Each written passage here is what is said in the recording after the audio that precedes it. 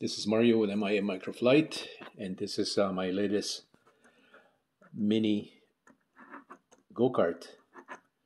This is, I don't know, it's about the fourth or fifth version already. I've been modifying some of these 3D printed parts. I beefed up the steering section because on my original one it was a little too weak and it was bending as the servo was operating the steering. So I made the parts a lot better. It's much beefier. It has better control. The wheels are wider, made the rear ones particularly wider. They're still aluminum mags. And instead of going with the 3D printed insert, what I did with these is I just made the tire as part of also the hub. So that ring that is made from aluminum sits inside, all the way inside the tire. And it's got better grip. It's able to hold on to the axle much better because that's TPU. It's got a rubbery, so I made the hole a little bit smaller so that it grips onto the axle much better without any glue. And it's all working very nicely. The front ones have an aluminum rivet insert, and that is so that the bolt that goes right through it is able to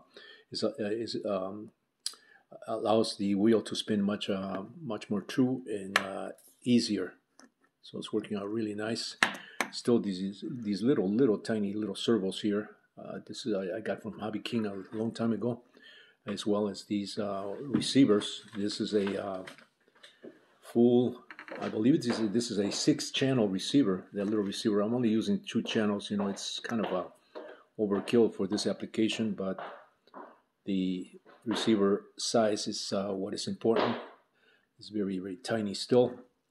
It's amazing how technology has come a long way, you know, from back in the day when I used to make these little tiny palm-sized helicopters back in the 80s, and I was looking to do something similar at that scale, you know, with helicopters, which was very, very difficult to obtain. But eventually in 2000, when I released my first micro-sized helicopter, technology was beginning to gear into that direction of miniaturization. And so, yeah, it's been a long time to this point right here. And who knows in 10 years what will happen. I probably won't be around in 10 years, but you know, it's good to note these things for future generations. Hopefully, you know, the world will be a much better place to be in. You know, considering the world the way it is right here in the United States these days. And this is something that is keeping my brain going here, and not put too much emphasis on you know, the scene that's happening here in the United States in terms of politics and just in general. It's crazy. There's no place to live, obviously, than in the United States. Still, you know, we still have a democracy here to this day, and hopefully that'll remain, you know, for the coming, for the future. You know, I'm thinking of my kids and their kids, my grandsons, and our future generation, which is, you know, we got to leave a better world. But this is just from a simple person like myself speaking. You know, where it really counts is the people in control, the ones that are in control of you know, our politics, our government, our direction as a country. But we also have to contribute as individuals and try to make this world a better place. Anyway, this is my world. I mean, I'm not a politician, and so but I just wanted to throw that in there. We do have to say some things, you know, the way they are, because if we keep our words to ourselves, you know, doesn't help the world, in my opinion. I wish the world would be a lot more true and sincere than what it typically is. Unfortunately, you know, that's the nature of economics, politics, and just the way the world is run.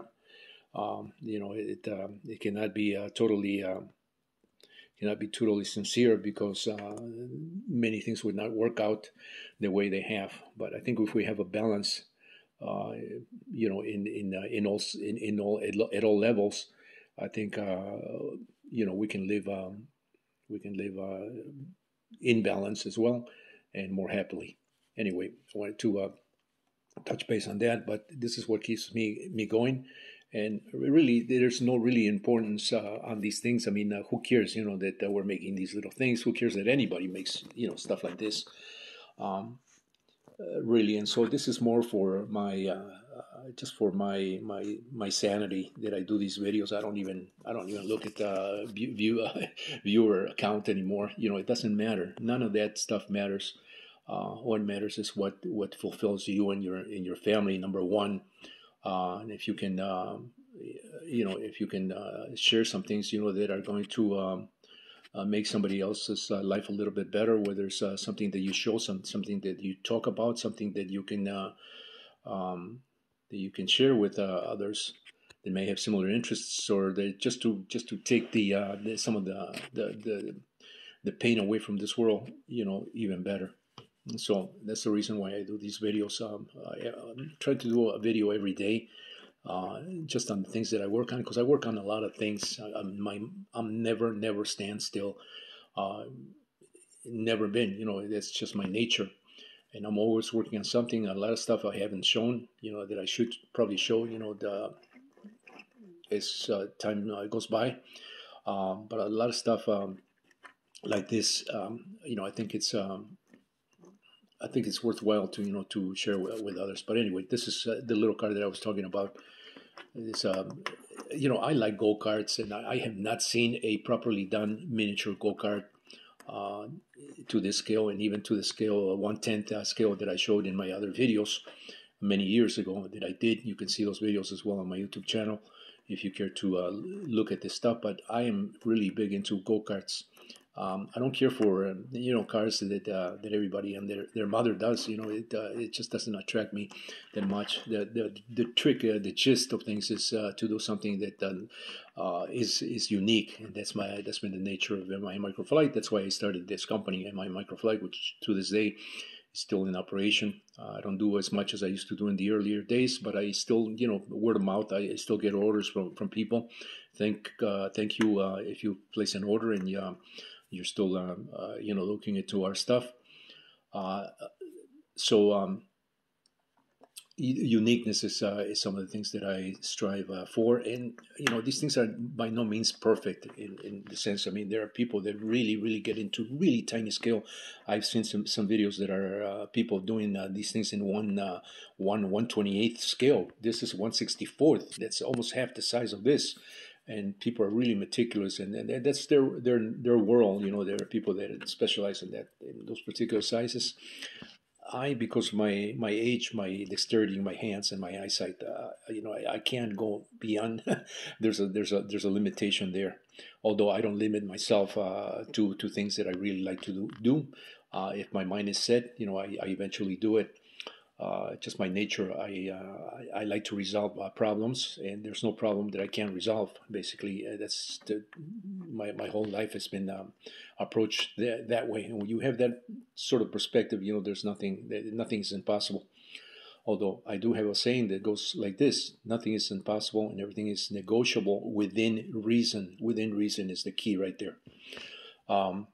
So anyway, let me talk a little bit more about this car here. As I was mentioning, you already know about the wheels, aluminum wheels, and these are done with just tubing, just different size of tubing that I had. No particular size. This one's half-inch outside diameter on the tubing, and it's a thick wall tubing that's about a 16th wall, 1/16th inch wall. This one is about 40 thousandths wall thickness, and it's I think this is 3/8 in outer diameter. It's tubing that I use for my ultralights, microlights, for construction of the framework, and that's where that tubing is coming from. The servo, this one is from Hobby King. Is one of the smallest servos. I think it's the smallest servo that Hobby King produced back, I don't know, about 10 years ago is when I bought these little servos. And the motor at the rear also comes from another servo.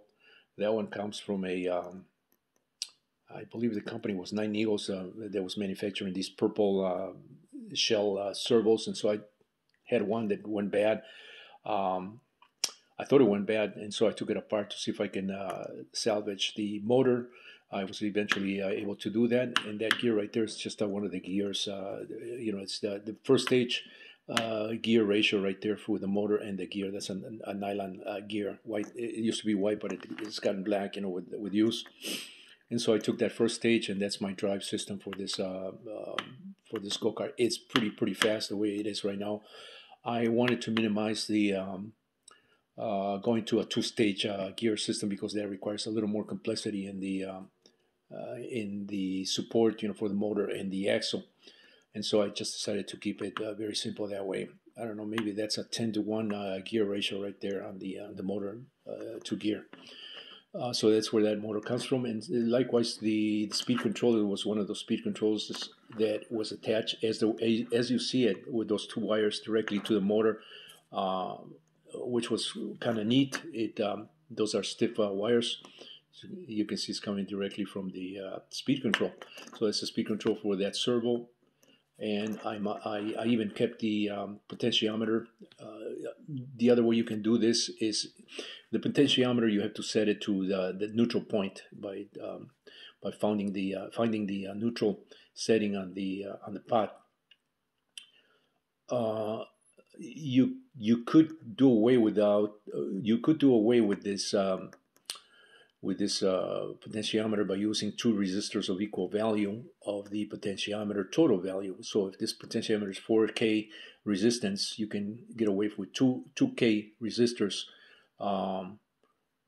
installed at the 3 points where you see those three legs coming from the potentiometer. It's already a known fact. People have been doing that for many years, to make servos fully control either way, forward and reverse.